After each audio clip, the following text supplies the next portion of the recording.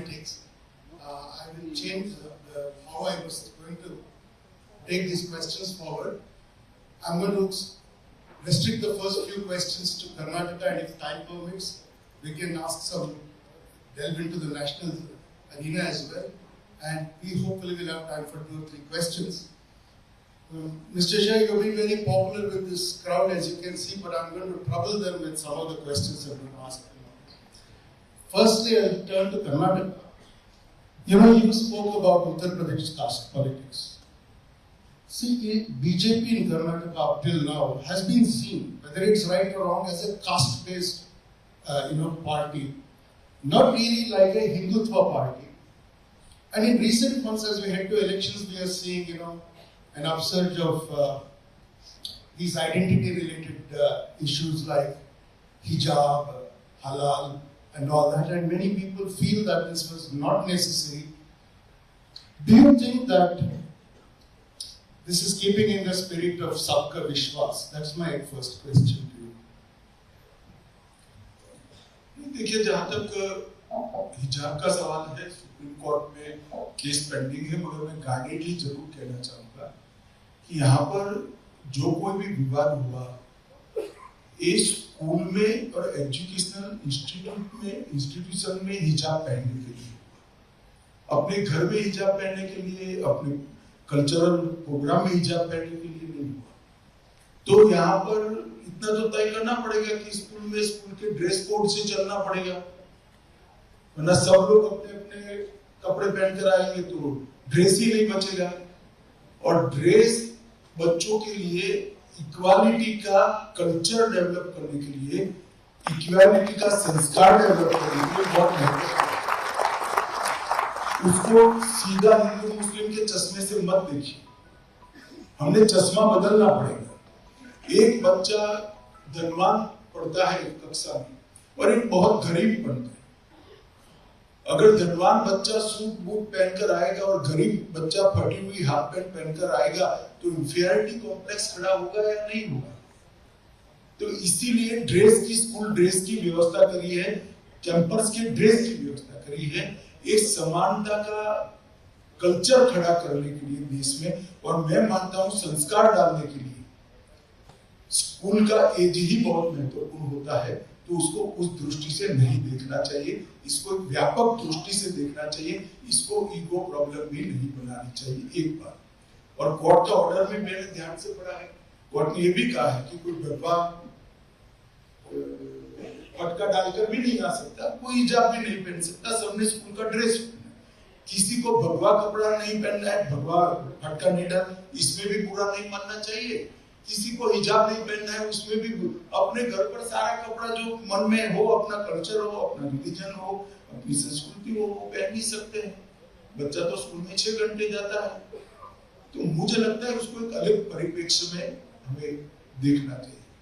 जहां तक जातिवाद की बात है, देखिए एक बात समझ लीजिए, जाति का रिप्रेजेंटेशन गलत बात नहीं, मगर जाति का व्यक्ति सत्ता पर आकर अपनी जाति का ही डेवलपमेंट करेगा या तो इसकी प्रायोरिटी तय करेगा, ये ठीक बात। और भारतीय जनता पार्टी पर कोई आरोप नहीं लगा सकता। हमारी डेवलपमेंट की सभी प्रोग्राम पॉलिसी ड्रिवन होते हैं, सबके लिए होते हैं, और इसमें मोदी जी के मंत्र के आधार पर ही हम आगे चलते हैं। सबका साथ, सबका विश्वास, सबका प्रयास, ये हमारा मंत्र है। इसके आधार पर ही हमारा डेवलपमेंट के किसी भी प्रोग्राम में ना कास्ट, ना धर्म, ना किसी भी प्रकार की क्षेत्र की बात, रीजन की बात भी नहीं होती। वो क्षेत्र के डेवलपमेंट में कितना पिछड़ा है, इसके आधार पर ही इसके लिए बजट का प्लानिंग और बाकी सब चीजों को किया जाता है। Thank you, sir.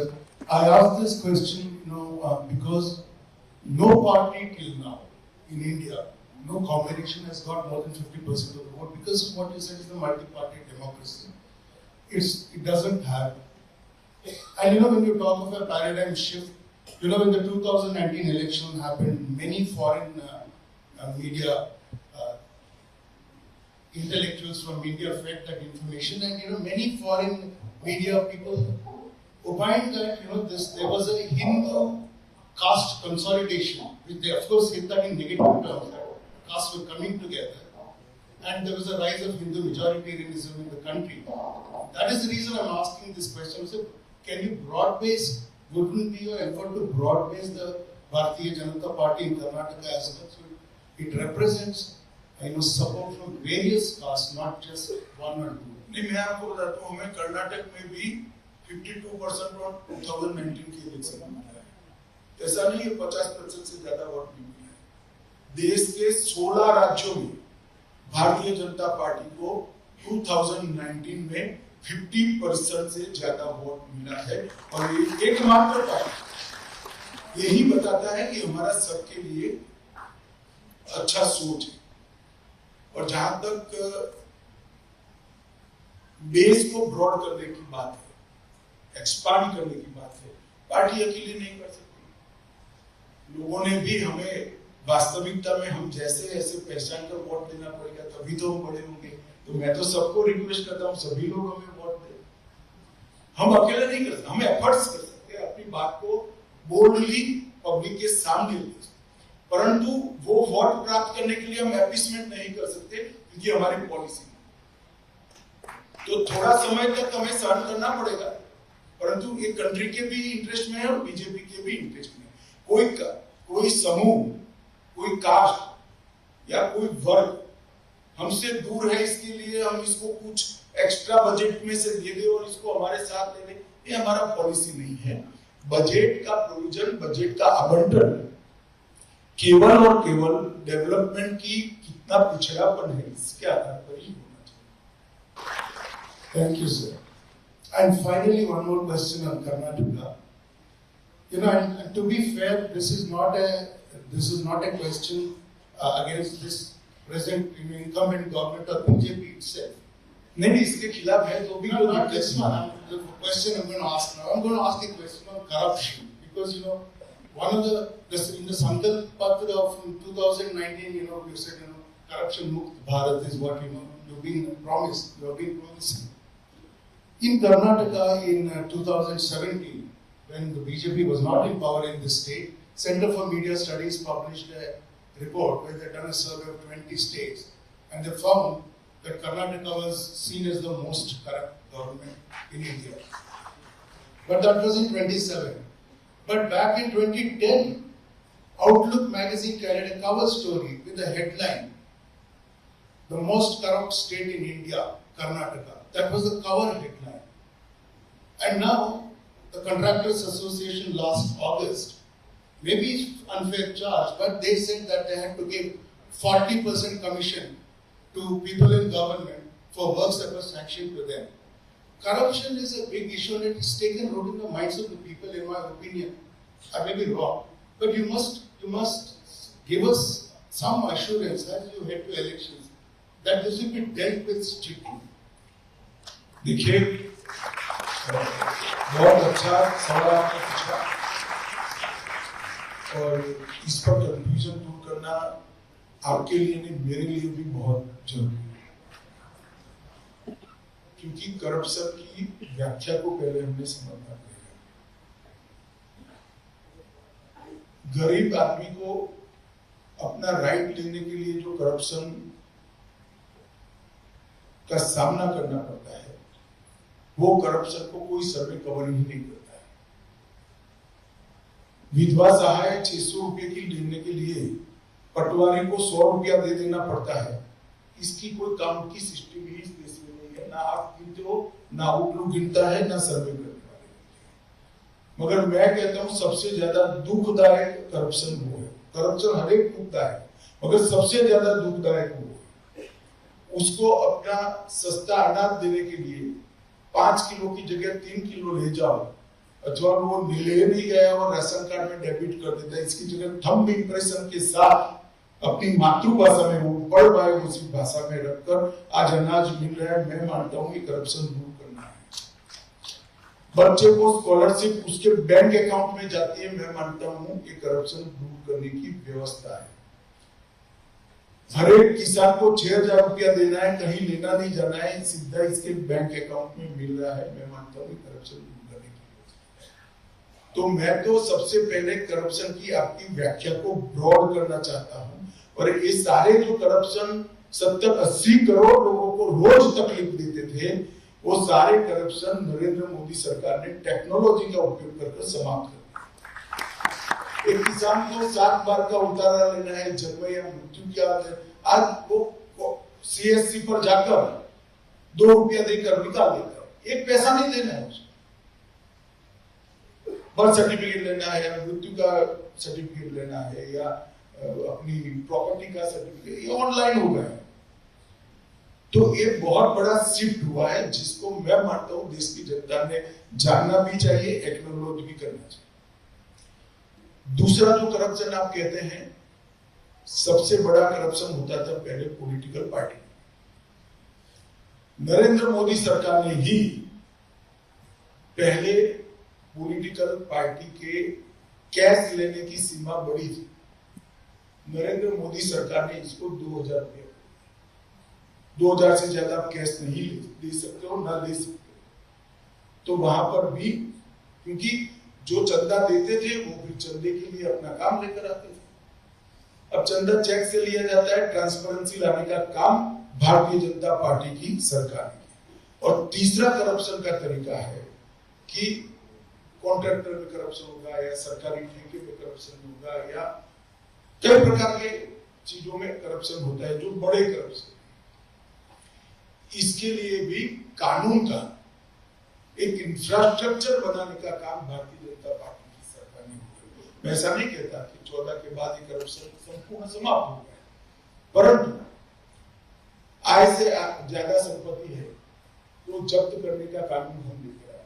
चाहे सरकारी नौकर है, चाहे नेता है, कोई भी है, पहले जब्त नहीं हो पाती, अब जब्त हो पाती है।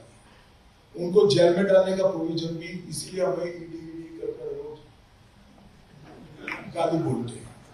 जेल में डालने का प्रोविजन भी हम लेकर आए और प्रोसेस चले, और ये सारी चीजें कोर्ट के साथ लिंक करें। और मैं अभी भी कहता हूं कि जनता जितनी कठोर होगी, इतना करप्शन सीख हो जाएगा। जनता ने भी करप्ट लोगों को चिन्हित करना चाहिए। ऐसा नहीं है कि करप्शन छिप सकता है। मैं 27 साल से चुना हुआ प्रतिनिधि हूं, 5 बार विधायक चुना गया, 1 बार राज्यसभा सदस्य आधी टर्म, और 1 बार लोकसभा सदस्य। मेरे जीवन शैली में परिवर्तन आता है तो पब्लिक देखती है कि पहले अमित भाई के घर पर जाते थे तो कैसा चाय का कप होता था, कैसा होता है, तो हम देखते हैं अमित भाई की पत्नी की चप्पल की हील कितनी बड़ी हो गई है, देखते हैं। और जनता इसके आधार पर वोट भी डालती है। जहां तक भारतीय जनता पार्टी का सवाल है, हमारा 0 टॉलरेंस है। कई बार हमने बड़े बड़े दिग्गजों को सार्वजनिक, जब तक न्याय की प्रक्रिया न हो तब तक उसके लिए कुछ कहना या इसको ऐसे घोषित करना संभव नहीं है, मगर हमने टिकट तय करते हुए कई लोगों के लिए जो परसेप्शन बना था, वो परसेप्शन को भी हमने एड्रेस किया है। और इसमें रिलेटिव तरीके से मैं मानता हूं कि सबसे ज्यादा sensitive party Bharatiya Janata party है। और ये बात को हम भी मानते हैं, Bharatiya Janata party as a party भी मानती है। इस पर और ज्यादा सख्ती की जरूरत है, और ज्यादा करने की भी जरूरत है। Thank you, sir. See, this is Bangalore city, so I think it's a relevant question to ask you. You know, Modi ji ने एक इंटरव्यू में कहा, he said that we don't need, you don't have to have a person using discretionary powers to grant a project. You can put it in a form. If you meet the criteria, you automatically get. Actually, AI can do this better, I think. Bangaloreans should support this idea, I think, to actually grant projects. Should have a system where it's automatically granted. मैं बताता हूँ प्रकाश जी, हमने क्या किया इस देश में, aspirational district का लिस्ट बना दिया जो विकास के 30 पैरामीटर्स में सबसे पीछे है। सरकार की हर योजना सबसे पहले वो डिस्ट्रिक्ट में जाए, और वो डिस्ट्रिक्ट अब धीरे धीरे डेवलप डिस्ट्रिक्ट की नजदीक आए। तो ग्रांट का आवंटन वो डिस्ट्रिक्ट में ज्यादातर हमारे सांसद नहीं है, अगर ऐसे नहीं होता है कि जहां मेरा सांसद है वहीं ग्रांट है, हमने तय कर दिया कि इस 30 पैरामीटर्स को जो डिस्ट्रिक्ट नेशनल एवरेज को मैच नहीं करते हैं उनको हमने एक प्रकार से अलग दृष्टि से कहते तो पिछड़े वो जिलों में, तो ग्रांट की प्रायोरिटी वही है। ये पैरामीटर्स तय किया कि 30 पैरामीटर्स में जो डिस्ट्रिक्ट नेशनल एवरेज को मैच नहीं करता है उसको पहले प्रायोरिटी, और इसी प्रकार से पॉलिटिक्स से ऊपर उठकर देश के विकास का स्केच और मैप दोनों बना सकते हैं और धीरे धीरे सभी डिस्ट्रिक्ट को एक लेवल पर ला सकते हैं। हमने इस दिशा में बहुत सारा काम किया, मैंने तो एक उदाहरण दिया आपको, बहुत सारा काम किया। जैसे हमने कहा कि भाई इतना सारा चीजों को हमने समस्या से मुक्त कराया, तो इसके लिए हमने तय कर दिया कि 2021 की 11 की जनगणना के वक्त, सामाजिक जनगणना के वक्त जो फैमिली बैकवर्ड मानी गई इकोनॉमिक से, उसको सबसे पहले देंगे। तो इसमें हिंदू भी है, मुसलमान भी है, क्रिश्चियन भी है, ट्राइबल भी है, दलित भी है, सभी। It's true. I've seen even adversarial reporters saying that they've gone to the field and checked and there's been no discrimination in the delivery of services and नहीं, अगर इसमें किसी को आपत्ति है तो इसकी प्रक्रिया आर्टिकल लिखना एकमात्र प्रक्रिया नहीं है। सरकार में भी बताना चाहिए जो इसको करेक्ट कर पाए। अब 130 करोड़ लोगों को कुछ देना है, 5 लोग अगर बच गए हैं, इसी को ढूंढना है, तो ये तो वक्र दृष्टि है। मुझे लगता है वक्र दृष्टि से सबने बचना चाहिए, आपने भी बचना चाहिए। और वो 5 लोगों को भी करेक्शन की आप भेज सकते हो ना अथॉरिटीज को, अगर आर्टिकल भी लिख सकते हो, कोई आपत्ति नहीं, आर्टिकल पढ़ के भी करेक्ट कर लेंगे। अगर अथॉरिटी को भेज दोगे तो जल्दी करेक्ट हो जाएगा, आर्टिकल शायद पढ़ने में न भी आए। I have only 2 more questions and we can open it to the audience on center-state relations. You mentioned when Prime Minister said that the relationship with the states will be in a spirit of cooperative federalism. That is the term he used. And he actually said GST is a working example of that. Whatever quibbles and some complaints are there about GST, I think at least most of the people here accept that GST is a very good example of that. But in other things, I think, the devolution of power to the states, genuine decentralization, the quarrel is that it may not have happened. It is not just central to the states, but even from state to the districts, to panchayat level. You mentioned that Lok Sabha word comes from ancient Indian tradition. The idea of Sabha deriving from panchayat has not taken root. That would be a genuine paradigm shift. That is something maybe it started in Karnataka in a very big way. We should talk about that also. देखिए, सबसे पहले centre state मेरा department है, इसलिए मैं इसकी बात करूंगा। हमारे यहाँ बहुत डिस्कशन के बाद हमारे संविधान में, हमारे कॉन्स्टिट्यूशन में सेंट्रल, स्टेट और दोनों के साझा अधिकार तय कौन सा विषय किसका है वो। इसमें अगर भारतीय जनता पार्टी की सरकार ने अतिक्रमण किया है, एनक्रोचमेंट किया है स्टेट के राइट्स पर, तो कोई भी हमें बता सकता, कोई भी बता सकता, कोई भी कभी भी मुझे डायरेक्ट फोन कर सकता है, यहां से भी, इतने बड़े ऑडियंस में से भी खड़ा कर करता है। और आप जो कहते हैं कि जीएसटी एकमात्र एक अच्छा उदाहरण, ऐसा आपने कहा, जीएसटी की कोरोना इसका सबसे अच्छा उदाहरण। एक भी स्टेट कह दे कि हमें वैक्सीन नहीं मिली, समय पे नहीं मिली, एक भी स्टेट कह दे हमें ऑक्सीजन नहीं मिला है, समय पे नहीं मिला है, और एक भी स्टेट कह दे कि इंफ्रास्ट्रक्चर, हेल्थ इंफ्रास्ट्रक्चर खड़ा करने का पैसा हमें नहीं मिला, कोई नहीं कह सकता। और एक भी कंप्लेंट आपने पढ़ी भी नहीं। सारे राज्यों को एप्रिसिएशन ना करे कोई दिक्कत नहीं, परंतु जो हकीकत है उसको बता दे, ये भी कई बार डेमोक्रेसी में बहुत जरूरी होता है। और जहां तक पंचायत का सवाल है, ये प्रॉब्लम प्रकाशी है ही पंचायत में। हमारे यहाँ ये भी संवैधानिक सुधार एक प्रकार से थोड़ा नया है। पंचायत को जो अधिकार दिए गए 73rd और 74 अमेंडमेंट जो एक प्रकार से नया है।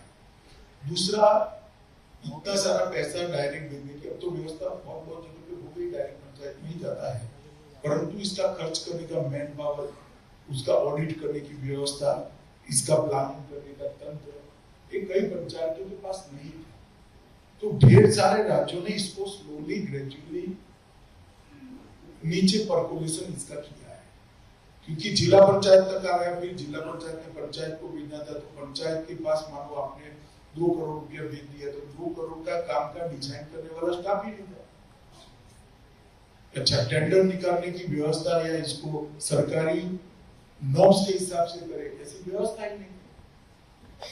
तो धीरे धीरे परकोलेशन हुआ है, क्योंकि नई व्यवस्था थी और टीचिंग प्रॉब्लम थे, मगर मुझे लगता है कि अब बड़ा सेटल हो चुका है। अभी ऐसी बहुत कम जगह पे है, और अब तो जिला पंचायत में भी नहीं जाता है, सीधा सरपंच के अकाउंट में पैसा जाने लगा।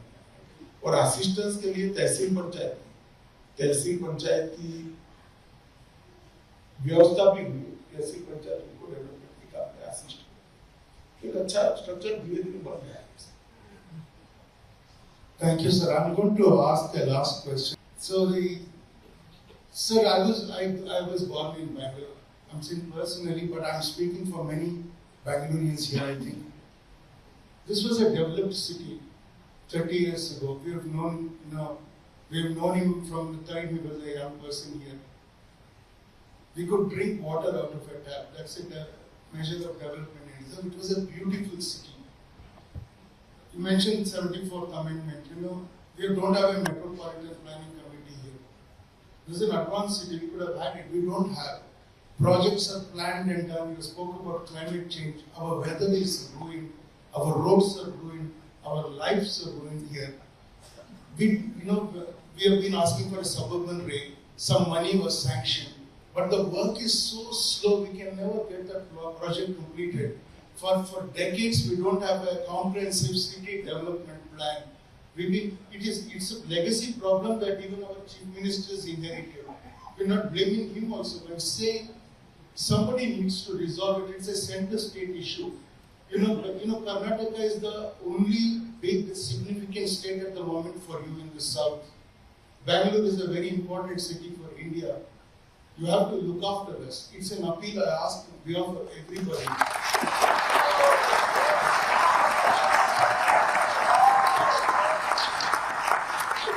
मैं प्रकाश जी को और जोर से जिन लोगों के ताली बजाई सभी को कहना चाहूंगा कि फिर से एक बार डेटा पर जाइए। 2014 के बाद कंपैरेटिवली 4 टाइम बजट भारत सरकार ने बेंगलुरु के लिए दिया है। 4 टाइम, चाहे मेट्रो हो चाहे दूसरे इंफ्रास्ट्रक्चर के काम। परंतु जब डेवलपमेंट बहुत स्पीड से होता है और इंफ्रास्ट्रक्चर की रचना की अपनी एक स्पीड है। इंफ्रास्ट्रक्चर बनने के पहले जब शहर बस जाते हैं तब इंफ्रास्ट्रक्चर डेवलपमेंट अपने आप स्लो हो जाता है, क्योंकि इंफ्रास्ट्रक्चर जहां बनना होता है वहां मकान बनने होते हैं। इसीलिए ट्रैफिक की समस्या होती है, इसीलिए सीवरेज की समस्या होती है, सारी समस्या होती है। मगर आई थिंक बसवराज जी ने बहुत अच्छा प्लान बनाया, अर्बन डेवलपमेंट मिनिस्ट्री में भी सबमिट किया है, एंड आई होप कि आने वाले टर्म में, मैं सोच समझ कर बोल रहा हूँ, आई होप कि आने वाले टर्म में भारतीय जनता पार्टी इस सारी समस्याओं का समाधान ढूंढेगी। I'm going to ask you a question which is again personal because I've acted in the film, as I mentioned, in Kashmir Files. I don't think anybody here can deny the miracle that you pulled off by throwing away Article 35A and withdrawing of Article 370 as applied to the then state of Jammu and Kashmir. But the thing is that all of us are applauding here. I don't know whether we'll have the courage to invest there or buy land there or to live there. Even the displaced people, pundits and others, those families seem to not have courage to go back there. When do you think we can have this a fully integrated Kashmir Valley? देखिए, एक बात आप समझ कर रखिए कि 70 साल तक आर्टिकल 370 ने कश्मीर और कश्मीर में विशेष कर घाटी के लोगों के मन में अलगाव का भाव खड़ा हुआ. That is why 370 was there. अब वो निकल गया है. एक घटना को स्वीकार करते करते करते एक समय लगेगा. आपने कश्मीरी पंडितों की बात करी, बहुत मीडिया ने शोर शराबा किया, कश्मीरी पंडितों के कर दिया, वो कर दिया, फला कर दिया, टीका कर दिया. 2022 में टोटल कश्मीर में के अंदर अप्रोक्सीमेटली 122 लोग मारे गए नागरिक, उसमें से 4 कश्मीरी पंडित. और टेररिस्टों ने सबसे ज्यादा किसी को मारा है तो मुसलमान भाइयों को मारा. ये वास्तविकता है. और पार्लियामेंट के फ्लोर पर भी मैंने जवाब दिया है.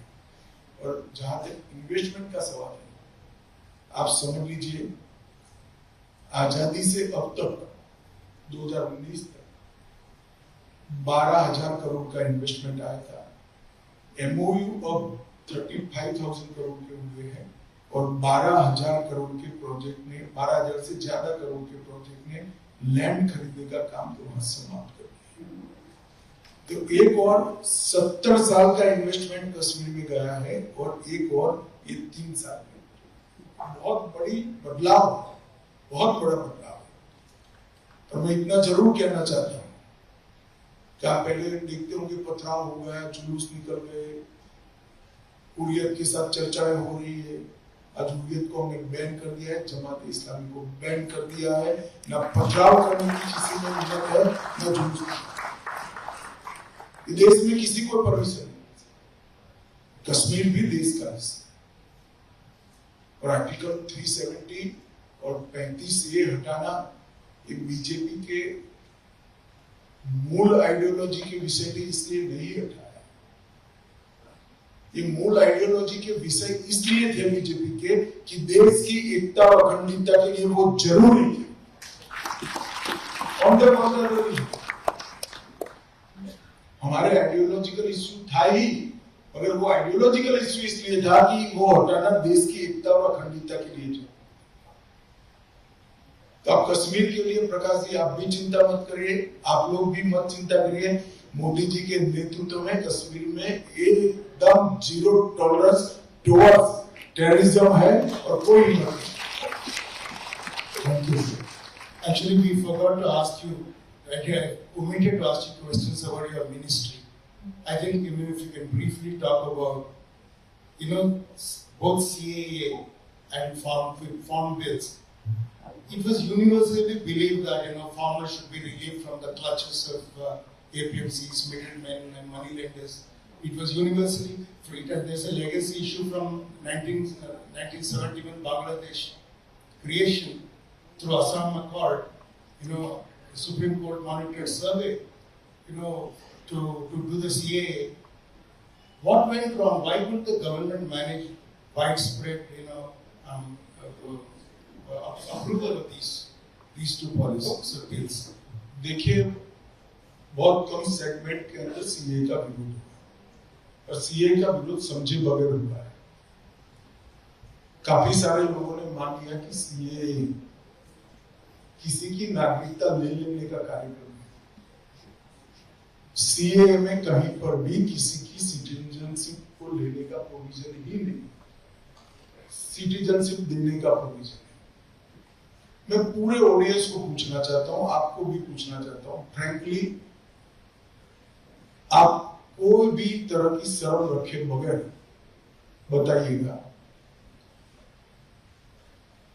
बांग्लादेश, पाकिस्तान, अफगानिस्तान जो हमारे पड़ोसी देश है, आजादी के पहले जो हमारा हिस्सा थे अब कट गए उससे. वहां पर जो हिंदू, जैन, बौद्ध, सिख, क्रिश्चियन रहते हैं, धार्मिक प्रताड़ना के कारण वो अगर भारत में आ गए तो उनको नागरिकता देनी चाहिए या नहीं देनी चाहिए? Absolutely, we have to do so. तो सीए इसी की बात, इसका मतलब ही सीए है और कांग्रेस हमारा विरोध करती। तो मैं कहता हूँ युगांडा से जो लोग भाग कर आए उनको क्यों दिया आपने नागरिकता? मुझे बताइए ना, क्यों दिया? उस वक्त तो किसी ने मुद्दा नहीं हटाया। अगर पार्टीशन के बाद नागरिकता न दे दे हिंदुओं को, सिखों को, तो मनमोहन सिंह कैसे देश के प्रधानमंत्री बनते? अडवाणी जी कैसे इस देश के उप मुख्यमंत्री बनते, उप प्रधानमंत्री बनते? इस चीज को समझे बगैर सिर्फ सोशल मीडिया और कंप्यूटर पर ही बायस आर्टिकलों को पढ़कर मन नहीं बनाना चाहिए। बिल उपलब्ध है, कानून जो पारित हुआ वो भी उपलब्ध है, आप इसमें पढ़िए। कहीं पर भी किसी की भी सिटीजनशिप लेने की कहीं बात नहीं है। सिटीजनशिप उन लोगों को देनी है जिनको मजबूरी से वहां से यहाँ आना पड़ रहा है। मैं अभी भी मानता हूं ये देश पर उनका अधिकार इतना ही है जितना मेरा और आपका है, उनका अधिकार है और हमें देने में संकोच नहीं करना चाहिए। परंतु हर चीज में पॉलिटिकल कलर देने की आदत पड़ी है और जब मेरी पार्टी करेगी तो ज्यादा देंगे। दुर्भाग्य है हमारा भी, देश का भी, मगर बहुत लंबा नहीं चलेगा। हमेशा सत्य को कुछ समय के लिए आप छिपा सकते हो, बाद में सूर्य की भांति चमक कर बाहर आता है और ये आएगा ही। रचनात्मक सोच को स्वीकार करना ही पड़ेगा। What happened to the farm bill, sir? Why? देखिए, फार्म बिल को भी आप पढ़ लीजिए, कहीं पर भी APMC No, we agree with it. Why was it withdrawn? नहीं, एक मिनट, फार्म बिल को आप पूरा पढ़ लीजिए। एपीएमसी को एब्योलिश करने की कोई भी बात हो तो हम विड्रॉ करें, है ही नहीं बात। अब कुछ लोगों ने एक चीज चला दी और धरना दे दिया।